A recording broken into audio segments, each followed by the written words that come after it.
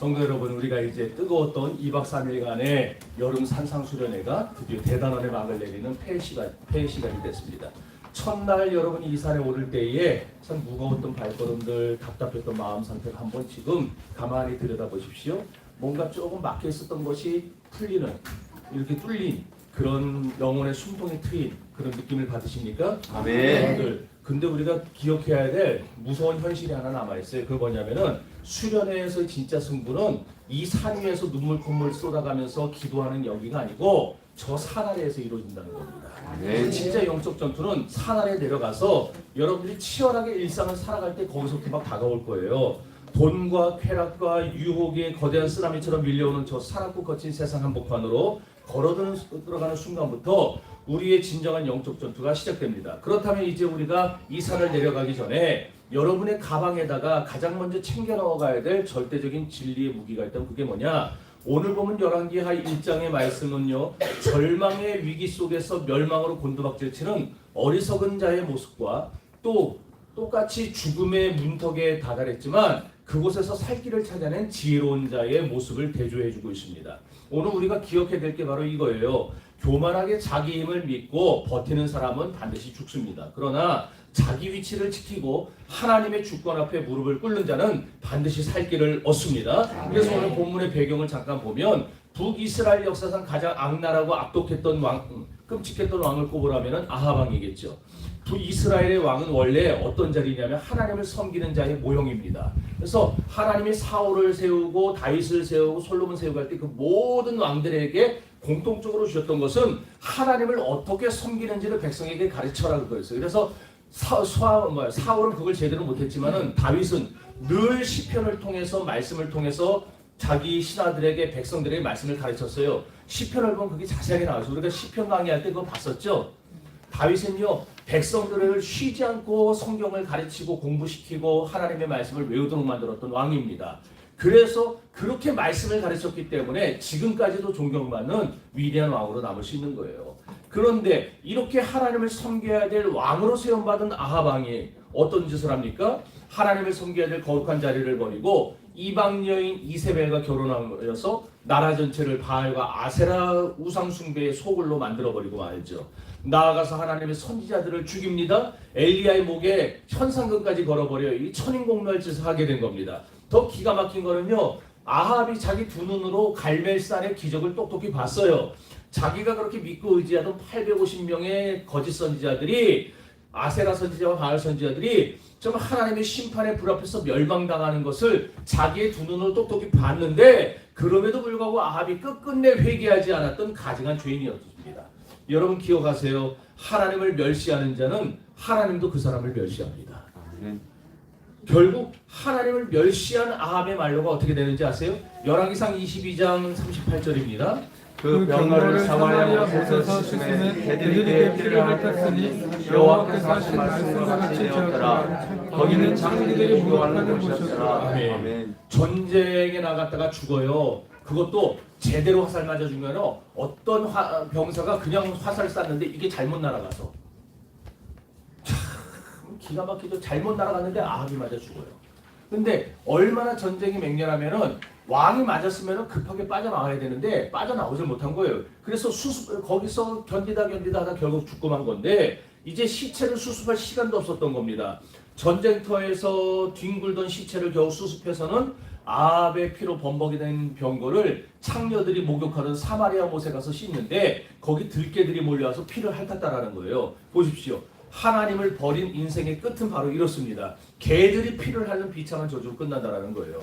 아합이 이렇게 죽고 난 다음에 그의 아들이었던 아하시아가 왕위에 오른 거예요. 여러분 만약에 여러분이 아하시아입니다. 아버지 아합이 죽었어요. 여러분이 이제 왕위에 올랐어요. 그럼 이제 어떻게 하는 게 정상적인 사람이겠습니까? 자기 아버지가 하나님을 대적하다가 죽어가지고 개들이 피를 핥아먹는 것을 그 비참한 꼴로 죽는 거를 아들이 봤잖아요. 알잖아요. 그러면 그때라도 정신 바짝 차려야 되지 않겠습니까? 그래서 하나님 떠나면 저렇게 죽는구나. 저렇게 개 죽음 나가는구나. 난 정신 차려야 되겠다. 난 여호와 하나님만 섬겨야 되겠다. 회개하고 돌아와야 정상 아니겠어요? 그런데 아하시아를 보십시오. 이 아하시아가 그 예비의 그 아들이라고 하는 짓이 아까 똑같습니다. 아까 똑같이 하나님을 배신하고 바알을 섬기는 저주의 길을 걸어가는 거예요. 그러니까 하나님이 참다 못해서 아시아에게도 징계 채찍을 드시는데 오늘 본문 2절 말씀입니다. 아시아가 사마리아에 있는 그 다른 나라에서 떨어져 병들매 사자를 보내며 그들에게 이르되 가서 병 들으신 바알세굽에게 이 병이 낫겠나 물어보라 하니라. 아멘. 아시아 왕이 궁궐 다락에서 떨어졌어요. 여러분 왕궁 다락이 무슨 판자촌 다락처럼 허술하게 지어졌겠습니까? 얼마나 튼튼하게 지었겠어요 왕궁. 네? 그런데 그렇게 강하고 튼튼하게 지은 곳에서 떨어졌다. 그러니까 떨어진 이유는 난간이 무너져서 떨어진 건 아닐 거예요. 그죠? 분명히 발을 헛디뎌서 떨어진 겁니다. 사람이 계단에 오르거나 또는 난간에 기대서 설 때 자기가 밟아야 될 자리를 정확히 우리도 계단 올라갈 때 실수하는 적 있죠? 분명히 밟은 것 같은데 헛밟아서 이러는 적 있잖아요. 네, 시청각 교육하려고. 아시아도요. 거기에 자기가 밟아야 될 자리를 정확히 밟고 서 있었다면 안 떨어졌겠죠. 근데 헛디뎠다는 건 결국 뭘 말하는 거겠어요? 내가 밟고 서 있어야 될 마땅한 자리에서 벗어났다는 뜻이겠죠. 그러므로 성도 여러분, 이건 단순하게 낙상사고를 말하는 게 아니에요. 어떻게 하다 보니 재수 없어서 난간에서 떨어진 게 아니고 이 말씀에는 무서운 비밀이 하나 숨겨져 있는데 왜 우리 인생에 갑작스럽게 질병이 찾아오고 왜 뼈아픈 물질에 부도가 나고 왜 가슴치는 자녀의 문제가 일어나느냐. 물론 하나님의 특별한 연단일 때도 있겠지만은요, 많은 경우가 영적인 헛디딤입니다. 그러니까 내가 서 있어야 될 영적인 위치를 벗어났기 때문에 그로 인해서 발생하는 하나님의 징계예요. 하나님은 난간에서 떨어져 병들게 하심으로 아시아에게 강력한 경종을 울리신 겁니다. 야 이놈아, 내 애비도 이스라엘의 왕의 위치를 벗어나서 우상 숭배하다 죽었어. 걔들이 그 피를 할지 않았느냐? 너도 지금 네가 있어야 될 예배의 위치를 벗어났어. 기도의 위치를 벗어났어. 지금 당장 회개하고 제대로 돌아오지 않으면 너도 내 애비 꼴 날 거야. 이 하나님의 절절한 확성기 소리였던 거예요. 여러분 2012년 몇 월이래? 1월 이탈리아 해변에서요, 전 세계를 경악하게 만든 대형 선박사고가, 해난사고가 발생했어요. 제2의 타이타닉으로 불렸던 코스타 콘코르디아호.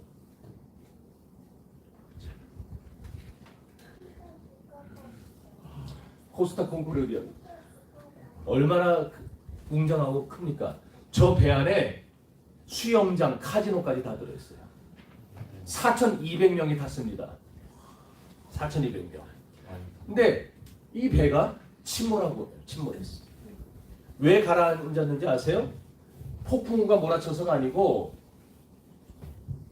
프란체스코 스케티노 선장이 정해진 항로를 무시하고 한 박자씩 늦게 하지 말고 좀 바로바로 좀 맞춰서 좀 해주시고.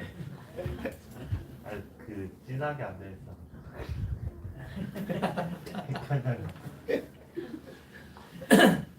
이 사람도 파코예요.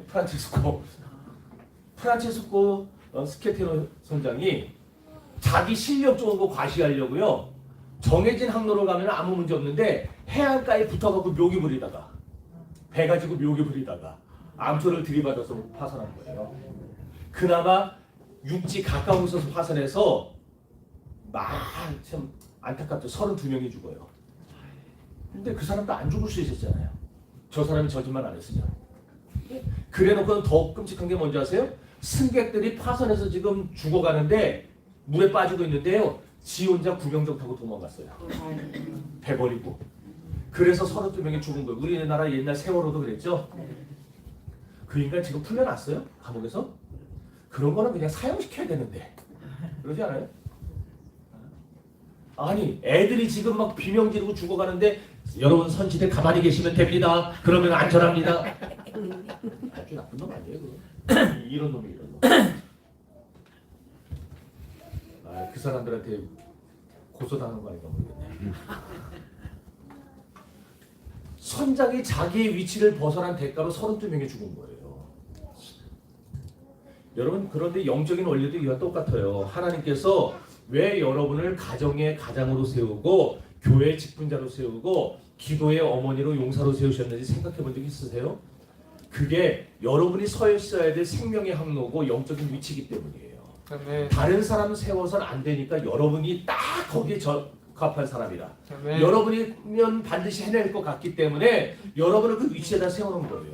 그래서 네. 목사도요, 다른 자리에 있으면 목사가 아무 쓸모 없어요.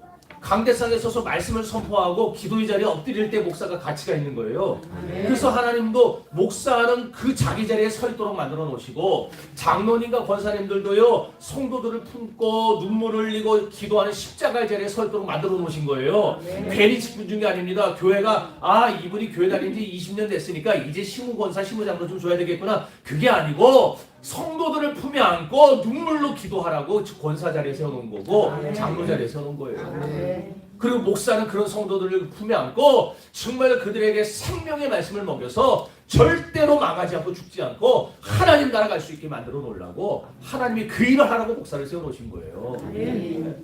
그러니까 저도 하고 싶어서 하는 게 아니라 그냥 어쩌다가 콧게 가지고 웃겨갖고 하나님 앞에 내가 진짜 할 수만 있으면 이 잔을 내게 옮기시오. 저도 수없이 했어요. 하기 싫어갖고. 근데 말씀드렸죠? 언젠가? 내가 3번을 하나님 앞에 시험을 했는데 그 3번의 시험을 참 지금 생각하면 저는 맞아 죽어도 아무 말 못하잖아요. 하나님을 시험을 3번 했으니까. 근데 그 3번의 시험을 하나님이 다 참고 들으시더라고요. 결국 내가 마지막에 귀신 쫓아내는 그 시험을 통과하고, 그러고 나서 목사 하려고 신전에 들어간 거예요. 제가. 여러분, 돈 좀 더 벌어보겠다고, 사람들에게 과시해보겠다고 우리가 자기 자리를 벗어나면 안 돼요. 아멘.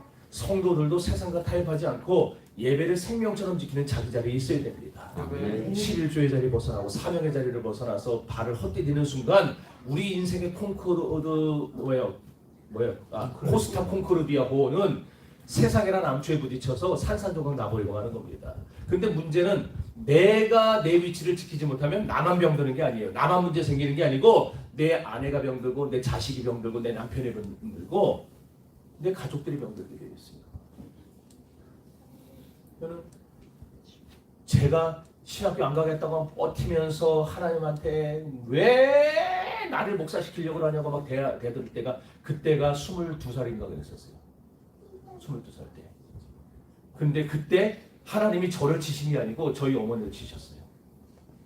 저희 어머니를 치셔가지고 말짱하던 사람이 디스크가 나갔는데 병원에서 찍으면 디스크가요 다 터져가지고 못 걷는다 그래서 수술도 안 되고, 그때 당시에 91년도에 수술도 안 되고 그냥 이대로 평생 그냥 누워서 살아야 된다 그랬어요. 그러고 어디 입원했었냐면은 여기 강남성심병원에 입원했을 때, 제가 군대 그때 말년휴가 나와가지고 말년에 가서 어머니, 그때 형은 외국에 있었고 누나도 결혼해서 선교사로 나왔고 저 혼자밖에 없으니까 제가 그냥 그 말년휴가 나와서 어머니 병가도 하고, 기가 막히더라고요. 기가 막히게 진짜. 처음에는요 막 이해도 안 되고 하나님 앞에 막 원망하고 불평하고 그러다 끝났어요. 그러고 나서 말년휴가 끝나고 들어갔다가 이제 며칠 있다가 제대를 한 거예요. 제대에서 나와가지고 그때부터 5월 4일 날 제대했는데, 그때부터 어머니 붙들고서는 뭐 저희 아버지가 뭐 어머니 간호하는 것도 아니고 제가 그냥 가가지고 붙박이로 해서 병원에서 쪽잠 자면서 어머니 간호하는데 병원비가 이게 막 감당을 못 하겠는 거예요. 그래서 어쩔 수 없이 퇴원을 했어요. 우리 돈이 없으니까. 퇴원을 해서 어머니 방에 모셔놓고서는 그때부터 제가 청소하고 빨래하고 밥하고 막 그냥 어머니 그거 막 닦아드리고 그러면서 살았어요. 그렇게 몇 개를 하는 동안에 나중에 내가 하나님 앞에 하도 기가 막혀서 한밤중에 교회에 내려가서 교회 설배실 문을 열고 들어가서 기도한 거예요. 왜 이럽니까 하나님, 도대체 나한테 왜 이럽니까 하나님.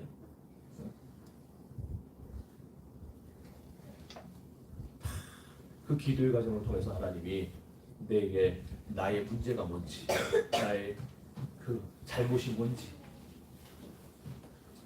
하나님이 쓰신다 그럴 때 여러분 내가 막 뻗팅기고 하는 거 그거 잘하는 짓 아니더라고요. 생각해보니까, 지나고 보니까 하나님이 쓰신다는 것 자체가 영광인데 네. 저 그걸 이해를 못했어요. 아니 딴 사람 많은데 왜 저 사람들 좀 쓰지? 그리고 나는 장로 돼서 장로로 그냥 헌금 많이 하고 정말 제대로 한번 섬겨볼 텐데 왜 자꾸 날 목사시키려고 그러냐고. 나는 새벽 예배도 못 나가는데 새벽 예배 나가기 싫어가지고. 그런데 결국 하나님이 그렇게 저를 회개하게 하시고 제가 하나님 앞에 항복했습니다. 근데 사실 그때 항복했다고 해도요 3번째가 그 귀신이었어요. 그러니까 내가 그때 진짜 항복한 게 아니에요. 하나님 앞에 하나님 우리 어머니 나 때문에 이렇게 된 것 같은데 잘못했습니다. 내가 신학교 갈 테니까 하나님 기회를 주세요. 우리 어머니 살려주세요. 그러고 나서 정확히 이틀 뒤에 어머니 일어났어요. 누워있던 분이 일어났어요. 일어나서 걸어다니고 다 했어요. 그리고 병원에 가서 진찰하는데 터진 거 그냥 그대로 있다 그러더라고. 찍었는데. 그러니까 왜 그러냐면은 날 보여주려고 그러는 것 같아 하나님이. 너 한 번만 더 까불면은 그때는 가만 안 둔다. 그 어머니는 돌아가실 때까지 디스크 터진 채로 사셨어요. 그런데도 다 걸어다니고 다 하고. 그런데도 제가 나중에 깨닫지 못하고 3번째 신학교 또 가기 싫다고. 그래도 목사가 되려면 귀신 한번 쫓아내봐야 될 텐데 그래서 내가 귀신 들렸다는 사람들 안 만나고 다 피해 다녔어. 여러분 자기 자리 지켜야 돼. 자기 자리. 네. 제가 제자리 지켰으면은 그런 일은 없었을 겁니다. 우리 집에.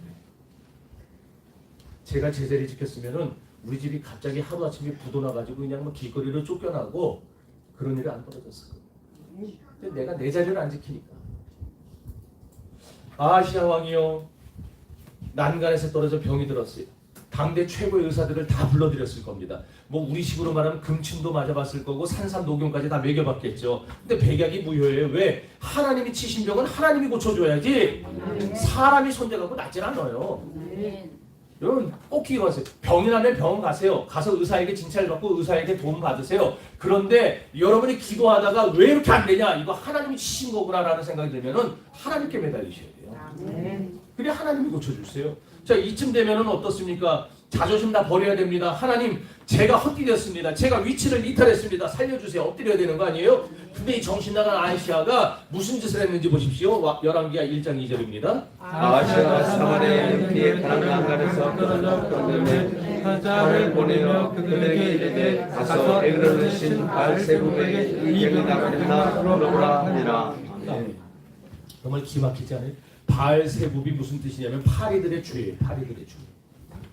그러니까 시체 썩은 물에 꼬이는 똥파리 떼들의 신이 바알세불이에요. 하나님이 얼마나 기가 막혔겠어요. 지금 아시아가 만군의 하나님을 제쳐놓고 저 블레셋 땅 에그론 사람들이 섬기는 똥파리 신을 사랑한 거예요. 그 자기 병이 낫겠는지 점쳐오라고. 하나님께서 이 꼴을 보시고 얼마나 진노하셨겠습니까? 그래서 즉시 엘리야를 보낸 겁니다. 특사들의 길을 막았었어요. 그리고 불호령을 내렸습니다. 열왕기하 1장 3절입니다. 여호와의 사자가 기렙 사람 엘리야에게 이르되 너는 일어나 올라가서 사마리아 왕의 사자를 만나 그들에게 이르기를 이스라엘의 하나님이 없어서 내가 에그론의 신 바알세불에게 물으러 가느냐. 그러므로 여호와의 말씀이 내가 올라간 산에서 내려오지 못할지라 내가 반드시 죽이라 하셨다라. 엘리야가 이에 아니라. 아멘.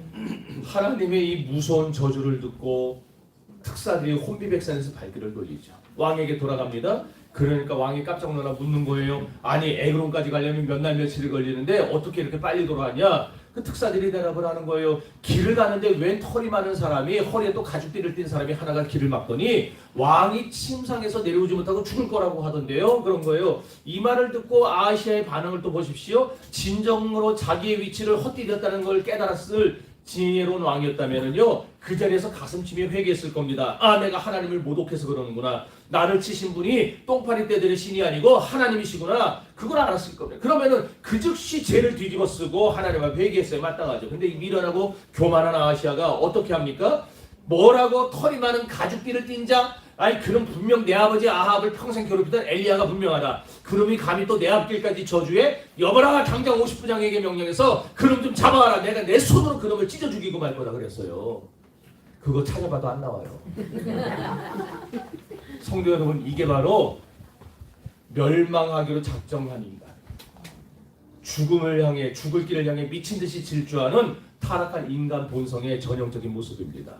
하나님께서 어떤 경우에는 내 교만을 꺾으려고 내게 질병 주시고 내게 실패를 주시고 엘리야와 같은 주의 사자들을 보내서 말씀에 불효령을 내리세요. 근데 회개 안 해요. 회개 안 해요. 그때 회개하면 살 길이 열리는데 회개를 안 해요.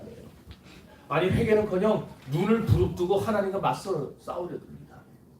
여러분 오늘날은 얼마나 많은 사람들이 죽을 짓을 골라하는지 몰라요. 하나님과 싸워서 이길 수나 있겠어요? 네? 못 이겨요. 못 이겨요. 설교 듣다가 자기 죄를 지적당하면은요 찔림을 받고 회개해야 됩니다. 아멘. 믿습니까? 아멘. 그런데 도리어 어떤 교회들 보면은요 목사를 원망하고 교회를 비방하고 대적을 해요. 물론 그 목사가 이단 가르치고 잘못된 거 하면은 나와야죠. 어? 그런데 여러분 멀쩡한 교회에 설교를 듣는데 꼭 나를 치는 것 같다고. 그거는요 특별히 성령이 그 사람 만져주려고 그날 깨닫게 하시는 건데 아멘. 그걸 못 깨달으니까 목사와 싸우려 들고 하나님과 싸우려 드는 거예요. 이렇게 하니까 보세요. 흙먼지가 태풍과 싸워 이길 수 있고 피조물이 창조져서 이길 수 있겠냐고. 택도 없는 일이죠. 그러니까 우리는 절대 하나님과 싸우려 들면 안 됩니다. 아멘. 하나님과 싸우지 마세요. 아멘. 혹시나 말씀 듣다가 깨달음이 오거든 찔림이 있거든 그 즉시 하나님 앞에 엎드리세요. 하나님 내가 뭘 잘못했습니까? 깨닫게 달라 엎드리세요. 아멘. 그게 살 길이 열리는 길입니다. 아멘. 이렇게 왕의 명령을 받고 첫 번째 50부장이 무장한 군사들 50명을 끌고 엘리야가 있는 산꼭대기로 쳐들어간 거예요. 그리고 칼자루를 쥐고 의기양양하게 소리쳤습니다. 이에 50부장과 그의 군사 50명을 엘리야에게 보내매 그가 엘리야를 올라가 산꼭대기에 앉아있는지라 그가 엘리야에게 이르되 하나님의 사람이여 왕의 말씀이 내려오라 하셨나이다. 자 여러분 요 구절에서 여러분이 무슨 문제를 발견할 수 있어요? 그냥 우리 한글 성경의 번역을 참 잘못했다는 거예요. 여기 보면은 자 이게 상당히 교만하고 건방진 태도예요. 하나님의 사람 내가 책지에 놨죠. 하나님의 사람이요 왕의 말씀이 내려오라 하셨나이다. 여러분 엘리야는 지금 누구의 명령을 받고 왔어요? 하나님의 명령을 받고 왔어요. 근데 50부장은 누구의 명령으로 내려오라? 왕의 명령. 어떤 왕? 지 위치 안 지키고 다락에서 떨어져서 병든 왕. 똥파리 때의 신에게 물으러 갔던 신앙이 잘못된 왕. 그 왕의 명령을 듣고 하나님의 사람에게 내려오라고 명령을 하고 있어요. 이게 뭐냐면 요즘으로 치면 겉으로는 목사님, 겉으로는 장로님 이렇게 하는데 속으로는 뭐라고 하는 거냐면은 니까짓 게 목사면 다야? 이러는 거예요. 니까짓 게 장로면 다야? 여러분 그러면 안 됩니다. 장로님을 세웠으면은 장로님답게 대우하셔야 되고 왜 아멘이 또 그래요? 할렐루야! 권사님을 세우셨으면 젊은 권사님들도 권사님 엎드릴 줄 알아야 돼. 권사님들에게도 아멘. 하기 싫은갑네. 목사 세웠으면은 목사에게도 순종할 줄 알아야 돼요. 아멘. 근데 이 사람이 뭐라는 50부장이 우리에게는 왕의 권세가 있다는 거예요. 내 뒤에는 왕의 빽이 있다는 거예요. 잔말 열고 내려서 포석줄 받아라 위협을 하는 겁니다. 이게 우리 성경은 참 양반들이 그 학자들이 번역을 해가지고 이렇게 얌전하게 해놓은 건데 원문을 보면은요 지금 엘리야를 겁박하고 있는 거예요. 당장 내려오라고. 그때 엘리야가 반응을 그렇게 어떻게 하는지 보세요. 10절입니다.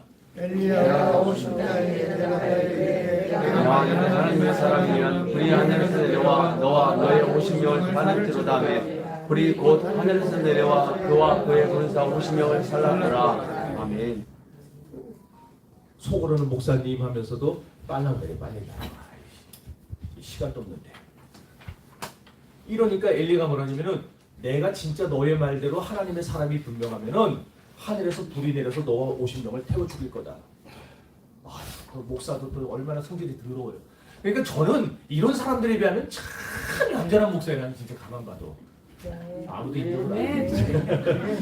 엘리야의 말이 끝나기도 전에 하늘에서 우르릉캉캉하는 시뻘건 여호와의 불이 쏟아져 내려온 겁니다. 산 꼭대기는 순식간에 불바다가 됐고 방금 전까지 칼을 빼들고 그냥 위협하고 호령하던 50부장과 군사들은요 비명 한번 못 지르고 그냥 새카맣게 숫덩이가 되어 타고 말았어요.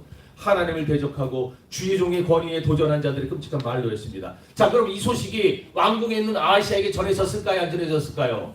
전해졌겠죠. 자, 전해졌다면 그때라도 정신을 차렸어야 되는데 51명의 생떼 같은 사람이 죽고만 겁니다. 과부도 51명이 생겼어요. 고아도 51명이 생겼어요. 아니, 자기를 대신해서 보낸 사람들이 지금 하나님 심판받아 죽었다면 왕으로서 마땅히 미안한 마음을 가져야죠. 그리고 왕으로서 두려워 떨며 엎드렸어야죠. 그런데 이 아하시아의 고집을 보십시오. 1장 11절입니다. 왕이 다시 다른 50부장과 그의 군사 50명을 엘리야에게 보내니 그가 엘리야에게 말하이르되 하나님의 사람이여 왕의 말씀이 속히 내려오라 하셨나이다 하니 아멘.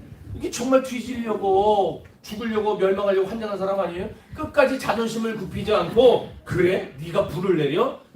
내 군사가 걔들 뿐인 줄 알아? 어디 한번 해보자 그러고서 또 다른 50부장과 50명의 군사를 차출해서 보낸 거예요.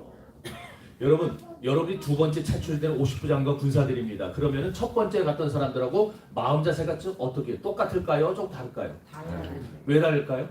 이미 봤으니까. 네, 그 산에 올라가서 봤겠죠. 산꼭대기에서 널브러져 있는 51구의 시체를 봤을 거 아니에요. 새까맣게 타 죽은 시체. 그걸 보면서 두렵지 않았겠어요? 무서웠겠죠. 그런데 그들이요 바보처럼 이렇게 생각을 하는 거예요. 설마 우리까지 태워 죽이겠어? 설마. 게다가 우리가 앞서간 사람들보다 무장도 더 잘했으니까 우린 괜찮을 거야. 성도 여러분, 세상에서 가장 어리석은 단어가 있다면 설마라는 단어입니다. 우리 교회에서 설마 그 말 하지 맙시다. 설마 하나님이 나를 그렇게 하시겠어? 에이, 봐주시겠지.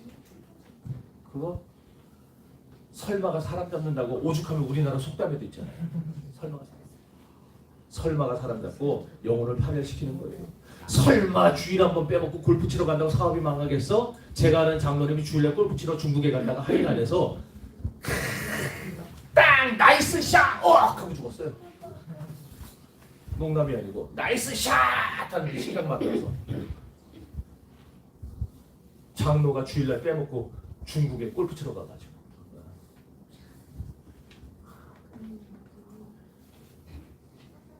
누구라고 대라 그러면 난 이름까지 대요. 근데 또 괜히 고소 들어올까봐.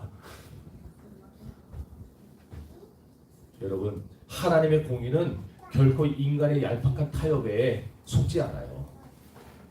하나님은 우리에게 노란하는 분이 아닙니다. 그래서 이렇게 두 번째 50부장 역시 똑같이 교만하게 소리치는 거 설마 하고서는 하나님의 사람이요 왕의 말씀이 속히 내려오라 하셨다. 이번에는 한술 더 떴어요. 속히라는 단어가 들어가요. 속히. 빨리 내려오라. 후딱 내려오라는 거예요. 시간 끌지 말고 내려오라는 거예요. 왕의 권세를 믿고 허세를 부린 겁니다. 결과가 어찌 됩니까? 엘리야가 동일하게 선포하죠. 내가 만일 하나님의 사람이면 불이 하늘에서 내려와 너와 너의 50인을 살을 찌니라. 그랬더니 다시 한번 하늘에서 불이 떨어졌고 두 번째 51명도 그 자리에서 재가 되어 타 죽음 합니다. 무려 102명이 왕의 어리석은 고집과 교만 때문에 개죽음 당한 거예요. 여러분, 우리는 여기서 잠시 숨을 고르고 저와 여러분의 모습을 살펴봐야 됩니다. 하나님이 우리 길을 두 번이나 막으셨다면 어찌 해야 되겠어요?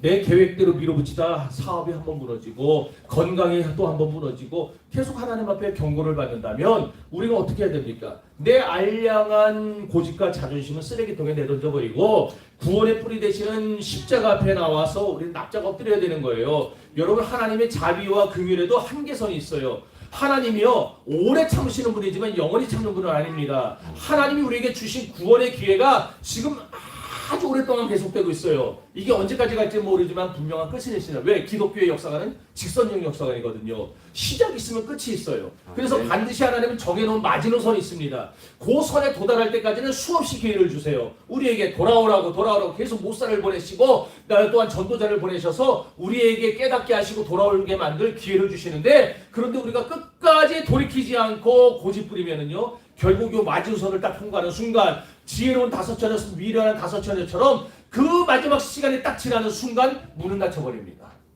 문 닫혀버리면요 더 이상 열리지 않아요. 노아의 방주도요 비가 내리기 시작해서 문 닫히고 나니까 아무리 열려고 해도 안 열리잖아요. 그 문은 안에 손잡이가 없어요. 노아의 방주는 하나님이 닫으셨기 때문에 하나님이 열어주셔야 열리는 거예요. 아멘. 그런데 오늘 이렇게 끝까지 목을 꼿꼿이 세우고 하나님의 징계를 비웃고 성령의 감동을 비웃으며 무시하면서 대적하면 결국 그 사람의 끝은 하늘에서 내리는 맹렬한 심판의 불밖에 남지 않는 겁니다. 그런데도 아시아는 항복하지 않았어요. 마귀에게 영혼을 완전히 저당 잡혀서 세 번째 50부장과 군사들을 또다시 사지로 밀어놓고 가는 거예요. 근데 여러분 이번에 세 번째 사람들은 좀 다릅니다. 순주교 이들의 행동을 보세요. 그는요 앞서 죽은 두 명의 50부장과는 완전히 다릅니다. 산을 올라가면서 부하들에게 이렇게 말을 했어요.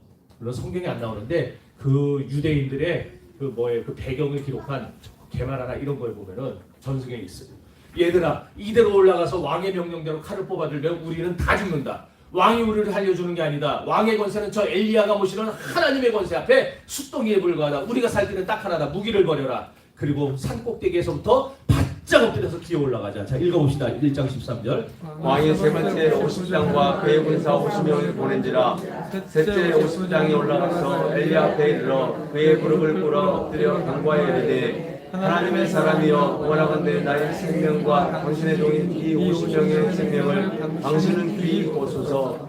아멘. 첫 번째 두 번째하고 어때요? 말하는 게 같아요? 완전히 다르죠? 보시라고요. 엘리야 앞에 무릎을 꿇고 기어 올라가서 간구했어요. 할렐루야. 아멘. 성도 여러분 이거예요. 이게 바로 우리가 찾고 찾아야 될 유일한 살 길입니다. 세 번째 50부장은 산 꼭대기에 올라가서 엘리야를 향해 무기를 들지 않았어요. 왕의 명령을 들먹이면서 빨리 내려오는 허세를 부리지도 않았어요. 그을린 잿더미와 앞서 죽은 102명의 시체 위로 자신의 무릎을 꺾었습니다. 그리고 이마를 땅바닥에 짓이기며 눈물 콧물 흘려가며 살려달라고 울부짖었어요. 자 13절 14절입니다. 하나님의 사람이여 원하건대 나의 생명과 당신의 종인 이 50명의 생명은 당신은 귀히 보소서. 불이 하늘에서 내려와 전번에 50부장과 그와 그의 군사 50명을 살랐거니와 나의 생명을 당신은 귀히 보소서. 아멘. 아멘. 여러분 이 50부장의 무릎 꿇음이 의미하는 바가 뭘까요? 그는 지금 육신의 왕인 아시아의 명령을 버리고 하나님의 통치권 로드십 앞에 완전히 항복한 겁니다. 세상의 권력이 나를 지켜주는 것이 아니고 내 생사여탈권이 오직 저 엘리야가 모시는 하나님께 있음을 내가 100% 인정합니다는 철저한 신앙의 고백이었던 겁니다. 그런 점에서 50부장은 지혜로운 사람이었어요. 죽을 자리에서 살 길을 찾아낸 기적의 주인공이었습니다. 오늘날 수많은 사람들이 자신의 체면 때문에 자존심 때문에 알량한 지식 때문에 하나님 앞에 무릎을 꿇지 못해요. 그러다가 불에 타 죽고 망해가는 겁니다. 그런데 이 세 번째 50부장은 체면에 뭐 다 내던졌어요. 오직 생명을 구하기 위해서 하나님의 절대 주권 앞에 부복했던 겁니다. 그렇게 바짝 엎드려서 살려달라고 애원하는 세 번째 50부장을 보시고 마침내 하늘 보좌에 하나님이 움직이시는 겁니다. 사자를 보내서 엘리야에게 말씀하십니다. 1장 15절입니다. 여호와의 사자가 엘리야에게 이르되 너는 그를 두려워하지 말고 함께 내려가라 하신지라. 엘리야가 곧 일어나 그와 함께 내려와 왕에게 이르러. 아멘. 사랑하는 성도 여러분, 무릎을 꿇는 자에게는 하늘에 불이 떨어지지 않습니다. 무릎을 꿇는 자에게는 하늘의 긍휼과 살길이 열립니다. 아멘. 꼭 기억하세요. 여러분이 무릎을 꺾는 그 순간에 하늘의 문이 열리고 여러분의 인생에 하나님이 베푸시는 살길이 활짝 열리는 줄 믿으시기를 주의 이름으로 축원합니다. 엘리야가 그래서 즉시 일어나서 50부장과 함께 산을 내려가요. 병들어 누워있는 아시아 앞에 침상 앞에 나가서 당당하게 선포합니다. 그리고 만군의 여호와의 이름으로 한치의 물러섬도 없이 쩌렁쩌렁한 목소리로 하나님의 심판을 대언하기 시작했습니다. 우리 쩌렁쩌렁하게 읽어봅시다. 말하되 여호와의 말씀이 내가 사자를 보내 에그론의 심판 새벽에 우리라 하니 이스라엘의 그의 말을 들을 만한 하나님이 아니시냐. 그러므로 내가 그 올라간 자리에 있어서 내려오지 못할지라 내가 반드시 죽으리라 하셨다 하니라. 아멘. 성도 여러분, 아시아가 어떻게 끝나요? 끝까지 자기 위치를 지키지 못하고 발 헛디디고 똥파리 귀신이나 찾아다니던 그 죽을 길만 찾던 그 아시아가 어떻게 끝납니까? 엘리야가 예언한 대로 침상에서 내려오지도 못한 채 그대로 저주받아 비참하게 죽고 말았어요. 그러나 죽음의 공포 앞에서도 끝까지 교만을 버리고 살 길을 찾았던 세 번째 50부장과 군사들은 하나님의 군사로 살아났습니다. 하나님의 은혜로 살아났습니다. 오늘 폐예배를 통해 하나님께서 우리에게 주시는 교훈은 선명합니다. 우리가 하산하며 어떻게 살아갈 때 세상 한복판에서 죽지 않고 살 길이 열릴 것인가. 첫 번째로는 내가 있어야 될 영적인 제자리를 온전히 지킬 때 살 길이 열립니다. 아멘. 아시아가 다리 단간에서 헛디뎌 떨어졌듯이 우리 영혼도 마땅히 밟고 서 있어야 될 예배의 자리, 사명의 자리, 직분의 자리를 헛디디면 망하게 되어 있어요. 목사는 목사의 위치에, 장로는 장로의 위치에, 권사와 집사와 성도는 그 자기 위치에 서 있어야 됩니다.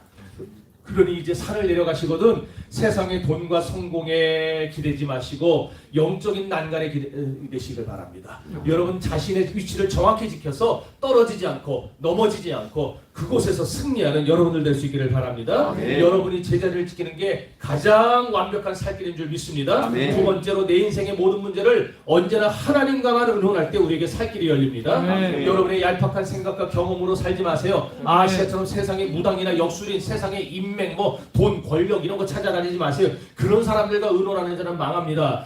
여기 한번 표를 보세요. 표가 나오면은 자 일반 국민 중에 48%예요. 2명 중에 1명은 무당을 찾아갔다는 얘기예요. 언제? 지난 3년 동안에 2024, 25, 26 3년 동안에 무당을 찾아간 국민이 우리 국민의 48%예요. 50%입니다. 거의. 그런데 더 충격적인 건 교회 다니는 교인들 중에 무당 찾아간 사람이 20%예요. 여러분들 중에는 없습니까? 진짜 없습니까? 네.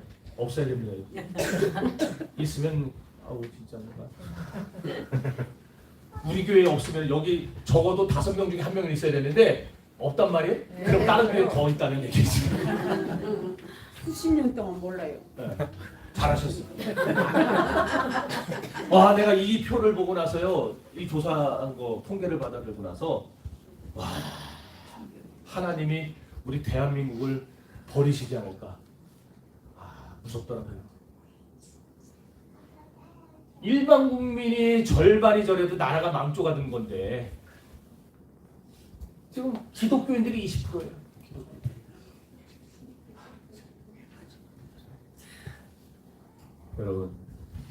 여러분의 인생에 어떤 위기가 찾아와도 언제나 만왕의 왕이신 하나님과만 의논하시기 바랍니다. 오직 성령의 인도와 감동대로만 움직이는 여러분이 되시기를 바랍니다. 세 번째로 내게 징계가 임했을 때 변명하거나 대적하지 말고 무조건 꿇어 엎드릴 때 살 길이 열립니다. 징계의 채찍을 맞았을 때 사람을 원망하고 주의 종을 대적하는 행동은요 죽을 짓을 골라 하는 지름길로 가는 것과 똑같은 거예요. 잘못한 것이 깨달아지면 세 번째 59장처럼 해야 됩니다. 무조건 무릎을 꿇으세요. 하나님께 살려달라고 나를 불쌍해요. 오늘 우리 허관사님 기도 그냥 기가 막혔어요. 내가. 하나님 살려주세요. 오늘 안 받아도 된다는 거예요. 오늘 은혜 다 받았어요. 여러분 하나님께 살려달라고 엎드리세요. 통곡하며 간구하세요. 이게 우리가 살 길입니다. 그리고 이것이 우리 인생의 주권을 온전히 하나님께 넘겨드리는 로드십 신앙의 회복을 가져오는 것입니다. 이제 우리는 결단해야 됩니다. 수련회는 끝이 나지만 산 아래로 내려가는 그 순간부터 세상은 아시아처럼 권력과 유혹의 이빨을 드러내고 여러분을 위협할 겁니다. 적당히 살으라고, 적당히 좀 살으라고. 이스라엘의 하나님이 반백이 주냐? 교회가 반백이 주냐? 계속 그럴 겁니다. 돈 많이 버는 에그론의 바알세부백에 가서 줄을 대라고 말을 할 겁니다. 여러분 사탄은 끊임없이 여러분을 이렇게 다락난간 끝으로 몰아붙여서 영적인 헛디딤을 유도할 겁니다. 그때 여러분 어떻게 하시겠습니까? 죽을 줄 뻔히 알면서도 세상의 권세에 질문이어서 첫 번째, 두 번째 59장처럼 뻣뻣하게 고개 쳐들고 결국 타 죽는 멸망의 길을 걸어가시겠습니까? 아니면 체면이고 뭐고 다 내던져버리고 하나님의 십자가 앞에 다 납작 엎드려서 기어 올라가 살려달라고 부르짖는 생명의 길을 택하시겠습니까? 이 시간 여러분 가슴속에 남아있는 마지막 교만의 부스러기까지 몽땅 끌어내서 성령의 불로 태우시기를 바랍니다. 내가 왕년에 어떤 사람이 교회에서 그딴 말 하지 마세요. 내가 세상에서 어떤 위치에 있는 사람인데 여러분이 세상에서 아무리 잘 나가도 교회에서는 성도입니다. 아멘. 여러분요 지금 어떨지 모르는데 저 분당에 있는 어느 교회는요 장관이 3명이 나가요. 장관이 3명 나가는데 어느 장관인지 말하면 다 알 것 같아요. 근데 그 장관 뭐 시키는 줄 알아요? 삐삐 쳐 일로 차량한 대 시켜요. 차량한 대 장관을. 거기 교회가 갑자기 부흥했어요. 장관이 차량한 대 하는 거 보려고 사람들이. 장관.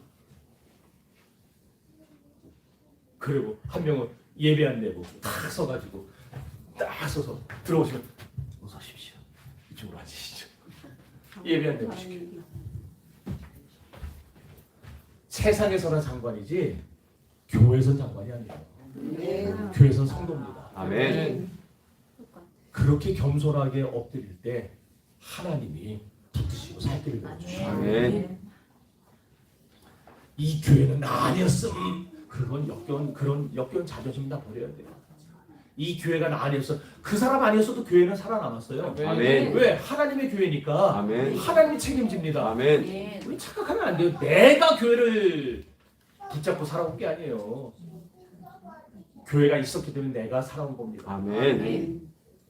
여러분, 하나님 앞에서 모든 계급장을 뗍시다. 아멘. 나는 죽을 수밖에 없는 죄인입니다. 하나님 은혜가 아니면 단 하루도 숨 쉴 수 없는 비천한 자임을 고백하며 사십시오. 우리가 자비하신 보좌 앞에 엎드려 두 손 두 발 닫을 때 하나님은 침묵하고 계시지 않습니다. 우리가 주여 오늘 우리가 살려고 왔습니다. 주여 우리를 살려주옵소서 부르짖을 때 하늘의 문이 열려질 것입니다. 여러분의 썩어가는 영적 병이 고침받을 것입니다. 고통받는 육의 병도 치유받을 것입니다. 산산조각난 가정의 병이 깨끗하게 고침받는 기적의 역사가 일어날 줄 믿습니다. 이제 새하늘 내려가는 여러분의 뒷모습은 결코 패배자의 모습이 되어서는 안 됩니다. 내 인생의 주인이 오직 여호와 하나님 한 분이심을 뼛속 깊이 새긴 자, 죽음의 사선에서도 무릎 꿇어 오직 하늘의 생명을 얻어낸 거룩한 영권자가 되어 산을 내려가시기 바랍니다. 어떤 시련이 와도 오직 하나님과만 의논하며 살아가는 위대한 십자가의 전사로 이 산을 당당히 내려간 여러분 되시길 바랍니다. 바알세울의 그런 헛된 유혹을 박살내고 언제나 자기 자리를 지키고 자기의 위치를 지킬 줄 아는 지혜로운 성도가 되시기를 바랍니다. 그리하여서 여러분의 인생의 하늘의 권능이 폭포수처럼 임하는 기적의 주인공들이 되시고 축복의 승리자들이 되시기를 우리 만왕의 왕이신 예수 그리스도의 이름으로 축원합니다. 기도합시다. 살아 역사하시는 하나님, 지난 3일 동안 이 사리에서 우리의 심령에 성령의 남비를 부어주시고 죽어가던 우리 심령에 불을 지펴주시니 진심으로 감사합니다. 주님, 오늘 이 폐예배 시간에 선포된 아시아의 멸망과 세 번째 50장의 기적을 우리 신비에 새겨 주시옵소서. 우리가 세상으로 내려가 살면서 교만하게 내 위치를 벗어나고 영적으로 발을 헛디뎌 병드는 어리석은 자가 되지 않게 하여 주옵소서. 힘들고 답답할 때 세상의 헛된 무당이나 사람의 인맥을 찾아 묻는 죄를 범하지 않게 하여 주시고 오직 만군의 여호와 하나님과만 의논하는 신실한 주의 백성들이 되게 하여 주시옵소서. 무엇보다 우리 안에 있는 뻣뻣한 목과 굳은 마음을 쳐서 주님께 복종시켜 주시옵소서. 하나님의 징계가 임하고 위기가 닥쳤을 때 원망하며 고개 들고 대적하다가 심판의 불에 타죽지 않게 하시고 무조건 십자가 보좌 앞에 꿇어엎드려 살려달라고 간구하는 참된 지혜자, 로드십을 회복한 영권자들이 되게 하여 주시옵소서. 이제 이 거룩한 산을 떠나 사납고 거친 세상 한복판으로 내려가는 우리 더함교회 백성들을 축복하여 주옵소서. 저들의 영의 병을 고쳐주옵소서. 육신의 질병을 치료하여 주옵소서. 무너진 가정의 병을 싸매어 주시고 흔들리는 사업과 직장의 병을 온전히 고쳐주셔서 세상이 감당치 못하는 축복의 통로가 되게 하여 주시옵소서. 내일부터 시작되는 저들의 치열한 일상이 오직 주님과 동행하는 승리의 행진이 되게 하실 줄 믿사오며 우리를 죄와 사망에서 건져내시며 영원한 살 길을 열어주신 우리 구주 예수 그리스도의 이름으로 축복하며 기도하옵나이다. 아멘.